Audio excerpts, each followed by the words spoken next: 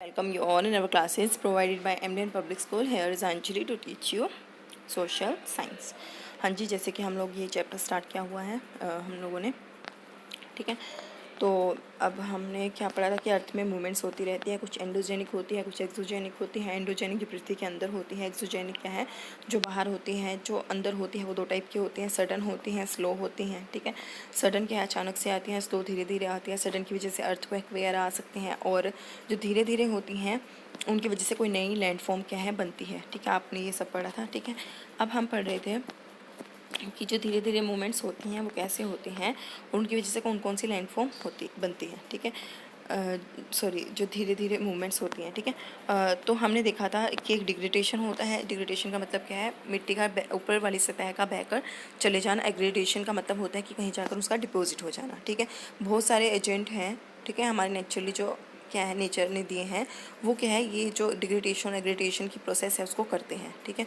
उनमें वाटर है, रिवर है, हमारे सी है, समुद्र है, ग्लेशियर्स हैं, ठीक है, हवा है, ये सब क्या है उसके एजेंट है जो इन सभी लैंडफॉर्म को बनने में हेल्प करते हैं, ठीक है। हमने फिर पढ़ा था कि रिवर्स की वजह से कौन सी लैंडफॉर्म बनती हैं, ठीक है। इरोजन मतलब रिवर्स क्या है इरोजन करके लाती है, मतलब ऊपर वाली सतह को बहाकर ले जाती हैं। जहाँ से वो बहकर जाती है वहाँ पर किस तरीके की लैंडफॉर्म बनती है हम ये पढ़ चुके थे।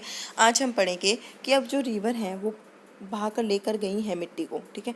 कहीं ना कहीं तो लेकर गई हैं, कहीं ना कहीं जाकर तो वो इकट्ठी होगी ही मिट्टी, तो उसकी वजह से कौन सी नई लैंडफॉर्म बनती है आज हम ये पढ़ेंगे, ठीक है।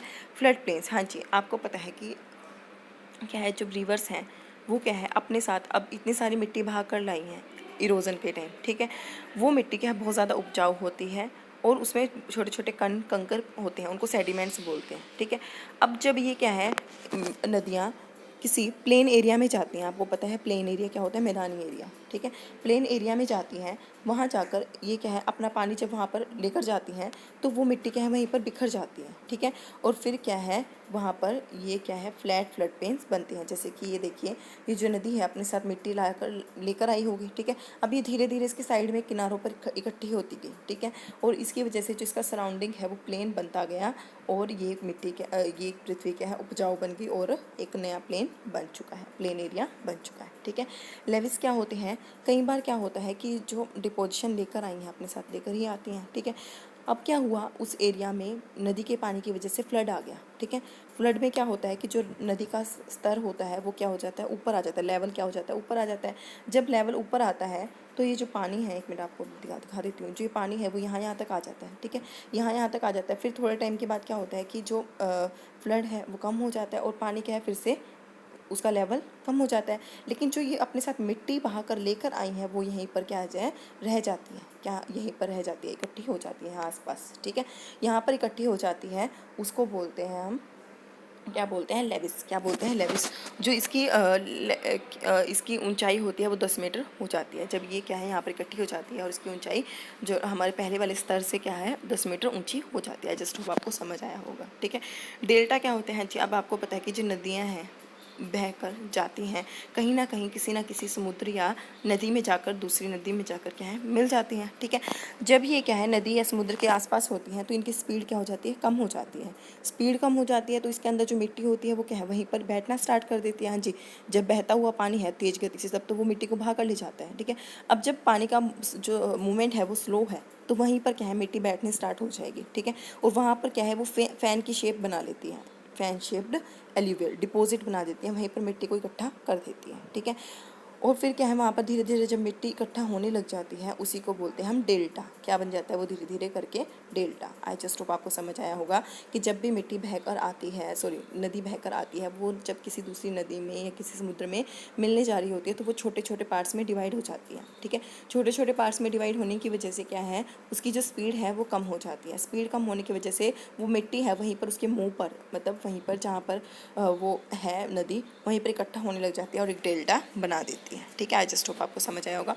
जो डेल्टा है वो एक शब्द से लिया गया है, जो ग्रीक शब्द है, ये जो ट्रायंगल की शेप है ना ट्रायंगल की, ठीक है, इस वर्ड से लिया गया है, ठीक है।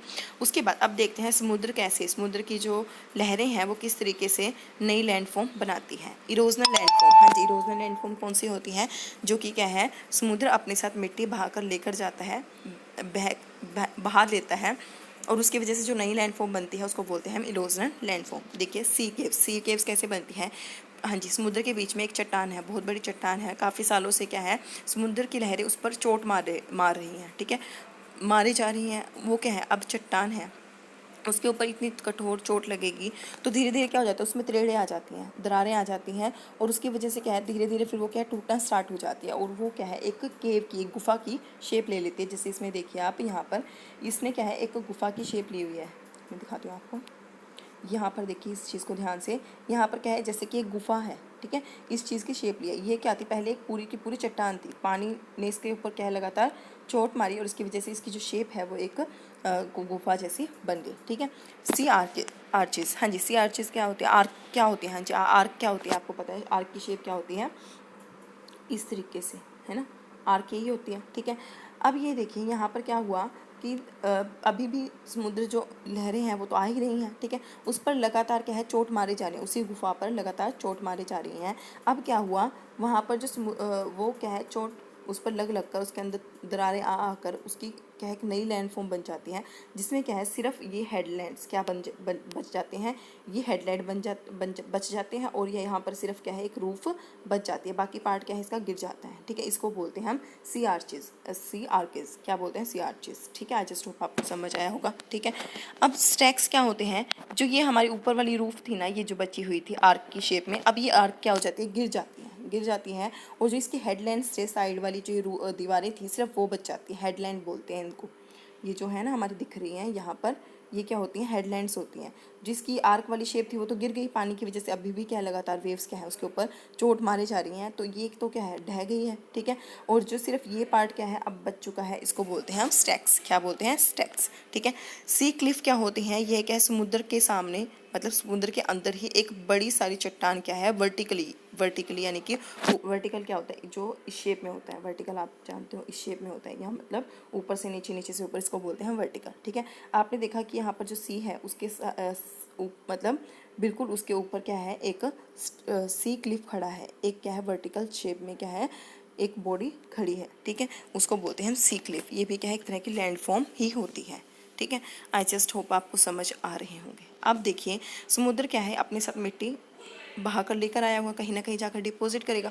अब उसकी वजह से क्या लैंडफॉर्म बनती है, अब ये देखेंगे डिपोजिशनल लैंडफॉर्म, यानी कि अब वो जाकर डिपॉजिट होगी तो कौन कौन सी लैंडफॉर्म बनेगी, बीचेस, हाँ जी, समुद्र क्या है, अपने साथ जो पानी लेकर आता है, सॉरी मिट्टी लेकर आता है, वो क्या है, आपने देखा होगा बीच होते हैं, हमारी मूवीज़ में देखा होगा, ठीक है, वरना रियलिटी में भी कई बार देख लेते हैं हम लोग, अगर जाते हैं समुद्र के आसपास तो क्या है, तो वहाँ पर क्या है, अब इकट्ठा हो गया है पानी, पानी बहा कर आया है, मिट्टी लाया है, ठीक है, वो पानी तो पीछे हट जाता है और मिट्टी क्या है वहीं पर इकट्ठी हो जाती है, और वहाँ पर क्या है, बीच बन जाती है, ठीक है। तो इसी को बोलते हैं हम मेरीन बीच। और क्या है, हमारा मेरीना बीच इंडिया का सबसे फेमस बीच है, जो तमिलनाडु में है, ठीक है। बार्स एंड बैरियर्स, हाँ जी, हमारे जो समुद्र तट होता है, समुद्र तट यानी कि समुद्र के आसपास जो उसका किनारा बना होता है, ठीक है, उसके बिल्कुल पैरेलल एक लाइन बन जाती है मिट्टी की, क्योंकि मिट्टी वहाँ पर इकट्ठी होती जा रही है, और वहाँ पर एक पैरेलल सी लाइन बन जाती है उस समुद्र तट के आसपास, उसको बोलते हैं हम बार्स, क्या बोलते हैं, बार्स। और वही लाइन अगर बहुत ज़्यादा लंबी हो जाए, ठीक है, बहुत ज़्यादा लंबी हो जा रही है और वहाँ पर क्या है, वो बार अब क्या बन जाता है, बैरियर बन जाता है, क्या बन जाता है, बैरियर्स, ठीक है। हाँ जी, आपके किस टाइप के क्वेश्चन आएंगे कि इनमें से ये बताइए कि कौन सा लैंडफॉर्म इरोजनल की वजह से आया है, या सी वेव्स की वजह से कौन सा लैंडफॉर्म बना है, ठीक है, या फिर इनमें से इरोजन की वजह से कौन सा लैंडफॉर्म नहीं बना है, ठीक है। तो इस तरीके से आपको नाम पता होना चाहिए, एक डेफिनेशन दे दी जाएगी कि जैसे कि ये आप बताइए कौन सी टाइप की लैंडफॉर्म बनेगी, ये एक्टिविटी हुई है तो कौन सी टाइप की लैंडफॉर्म बनेगी, तो इस तरीके से आपके पास क्वेश्चंस आएंगे, ठीक है। और ये भी पूछा जा सकता है कि ये कौन से शब्द से लिया गया है, कहाँ से लिया गया है, ठीक है। तो आप हर चीज़ को ध्यान से पढ़िएगा, ठीक है। और जो ये हमने पढ़ाया था इससे पहले, इसमें भी से भी यही इसी टाइप के क्वेश्चंस आएंगे कि अर्थक्वेक कहाँ पर आया था, उसका इफेक्ट कहाँ कहाँ देखने को मिला, ठीक है। और जो सडन चेंजेस होते हैं उसकी वजह से कौन कौन से मूवमेंट्स होती हैं, ठीक है, मतलब अर्थक्वेक आता है, वोल्केनो आता है, कौन कौन से नहीं होते हैं, इस टाइप से ही आपसे क्वेश्चन पूछे जाएंगे। तो आप अपनी तैयारी बिल्कुल अच्छे से रखिएगा। तो मिलते हैं हमारी नेक्स्ट क्लास में, तब तक के लिए स्टे सेफ, स्टे हेल्दी।